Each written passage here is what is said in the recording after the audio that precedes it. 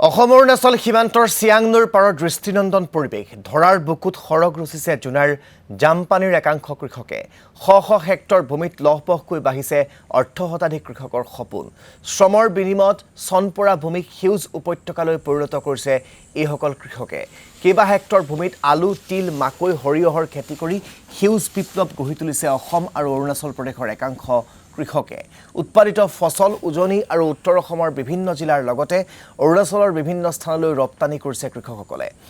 নিজৰ লগতে আনকো স্বাৱলম্বনৰ পথ দেখুওৱা এইসকল কৃষক এতিয়া হাজাৰ হাজাৰ নিবনুৱাৰ বাবে হৈ পৰিছে আদৰ্শস্বৰূপ আমি নিজৰ পুঁজিৰ পৰাই আমি খেতি কৰোঁ পথক হোৱাটো আমি এনেকৈ আৰু বেপাৰীকেইটা আহে সিহঁতক জিম্মাত দি দিয়ে বিজন দিয়ে সিহঁতে আৰু মাজে সময়ে টকা পইচা দি দিয়ে বেপাৰীয়ে আপোনালোকৰ সহায় কৰে ৰেচন পানী দিয়ে পাছত এইটো কাটি লয় আৰু মাল ওলোৱা সময়ত বিচাৰিবতো খেতি কৰা মানুহ বিচাৰে আৰু কিষাণটো বিচাৰিলে কি কৰিব নাপায় আৰু একো নাপায় আজিলৈকে পাই পোৱা নাই পোৱাই নাই নাপায় যদি আৰু কি বিচাৰিব আৰু আমি অৰুণাচলত আছো অৰুণাচলে একো নিদিয়ে আসামৰ পৰা অৰুণাচলত বহিছো আসামে একো নিদিয়ে